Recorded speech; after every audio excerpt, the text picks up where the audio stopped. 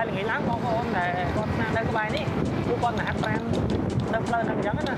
អញ្ចឹងអាពេលល្ងាចពេលថ្ងៃហ្នឹង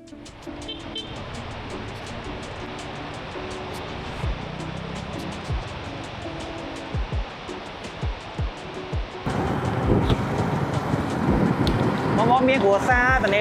អាចមកអង្គុយញ៉ាំអីនៅមុខក្រសួងតែនដីបានទេមានអីញ៉ាំទៅច្រើនទៅណា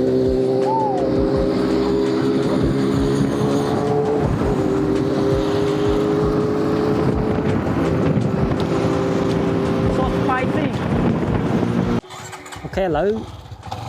ខ្ញុំរៀបចំជើងកាមេរ៉ាតិចព្រោះវារៀងឡងឥឡូវយើងទៅដឹកឲ្យបងភៀវនៅខាងវត្តដំបងខ្ពស់ពោះអលវាលេងបន្តិចមានច្រកចូលមួយបាត់លត់ឆ្វេងឥឡូវទៅមួយយើងអស់គ្នាអានេះផ្លូវ3.1ចេញពីជីកមកយើងមានអាច្រកពូជមួយអូននេះវិញពោះញោមឯមកបត់ផ្លូវនឹងមកស្ដាប់អូខេអត់តន់វាយនេះទៀតណាខ្សែចូលឆ្នាំស្អាតខ្សែហ្នឹងពុំនឹងដាក់ចឹងដែរអូខេខ្ញុំនៅខោនេះជីកចូលមករហូត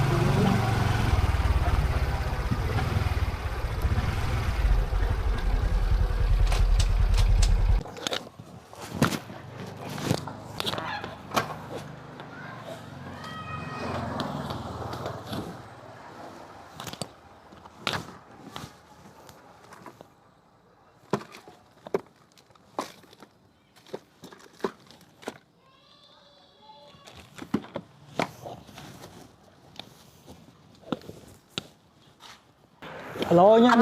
បាទខ្ញុំមកដល់ហើយបងនៅចាំខាងមុខថប់nói của anh chưa sau mang lại tự nhiên tính mất là của anh ơi được rồi của anh ơi translate này của anh ឃើញមានកាយឡានប្រុសពណ៌ប្រផេះហ្នឹងឯងតើបង là ngay của anh chưa sau màn tích ok ok em lộc anh chưa tay được បើក្តៅអញ្ចឹងកុំឲ្យគាត់ចេញក្រៅជីកចូលឲ្យពាន់តិចទៅ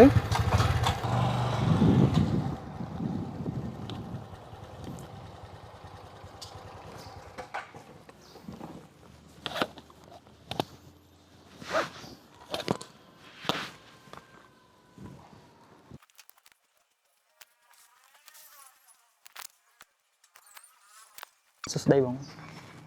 អស់$21បងចាំមកផ្លែបងអូខេ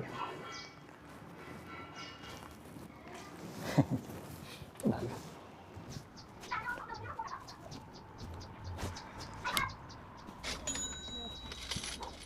ូខេអរគុណ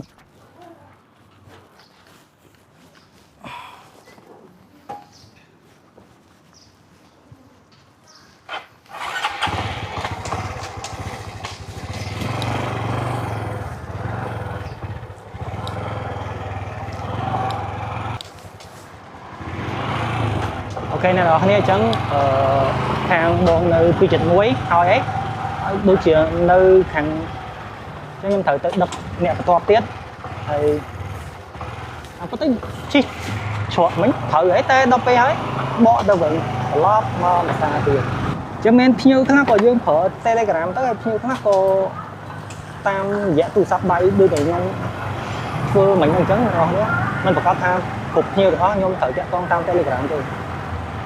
តែបើសិនជាទីតាំងស្មុគស្មាញយើងអាចសុំcontact Telegram គាត់ទៅបើសិនជាល្មមអាចតាក់ទងតាមទូរស័ព្ទដៃបានតាក់ទងតាមទូរស័ព្ទដៃគឺវាលឿនជាងអញ្ចឹងវិធីសាស្ត្រទាំងអស់គឺវាប្រើទៅតាមកលៈទេសៈអញ្ចឹងភ្ញៀវបន្ទាប់មាននៅខាងអង្តែនជួរកកហើយជាមួយនៅខាងហួសវងមូលកម្ពុជាទៀតទៅត្រង់រហូតណានៅខាងក្រែកំពេញអញ្ចឹងទៅជាមួយខ្ញុំអត់មាន អូ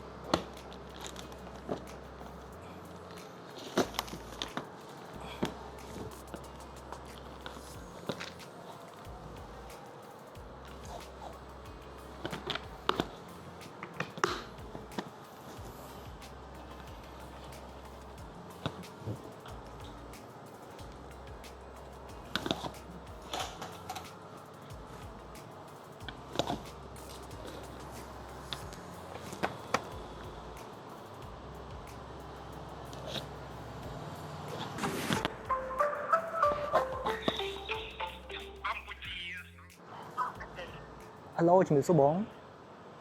ចា បាទបងបាទខ្ញុំយក collagen មកឲ្យឥឡូវខ្ញុំនៅមុខផ្ទះបង ហ្នឹងហើយយើងអត់ជិះ បាទបងបាទអញ្ចឹងខ្ញុំផ្ញើ QR តាម Telegram បងណាបាទបាទ ហ្នឹងហើយតាម Telegram បាទអរគុណច្រើនបង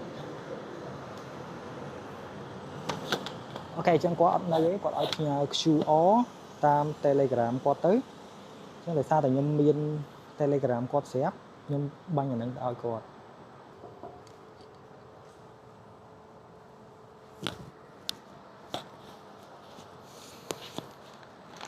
អូខេ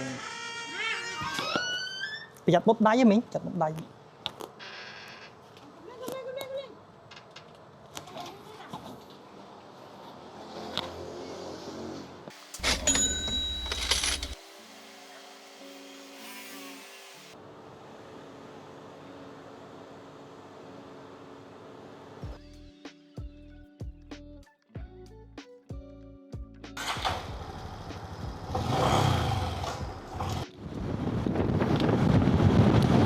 ហើយនៅខាងនេះផ្លូវនេះវាមានតាមជើងអូនតាមដងផ្លូវហើយល្ងាចឡើងបងប្អូនដែលគាត់ស្នាក់នៅក្បែរនេះគឺគាត់មកហាត់ប្រាណនៅផ្លូវហ្នឹងអញ្ចឹងណាអញ្ចឹងអាពេលល្ងាចពេលថ្ងៃហ្នឹងសុំមានកម្លាំងដូចចាំតែខ្ញុំនិយាយតាមផ្លូវនេះក៏មានអារម្មណ៍ថាវាត្រជាក់ភ្លៀងចេញពីម្លប់ដើមឈើដែរតែទោះបីជាមានអាកាសធាតុរៀងក្តៅ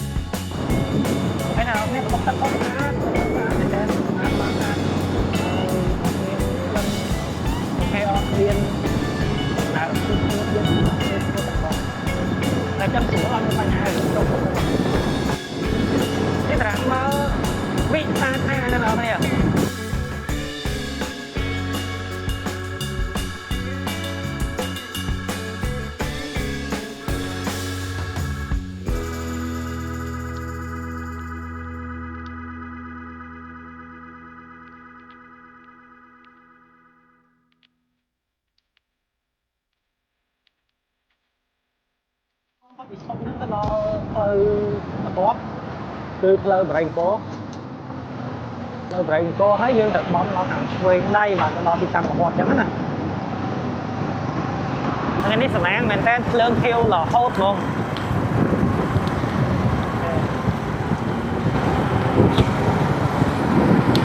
បងមានគ្រួសារតនេអាចមកអង្គុយញ៉ាំអីនៅ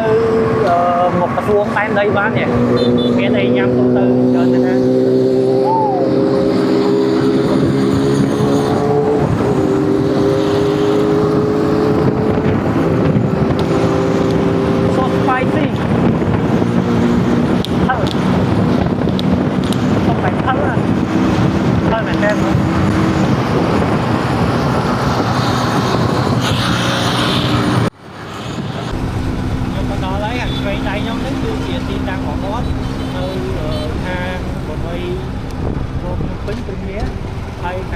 នេះគឺជាអតីតឡ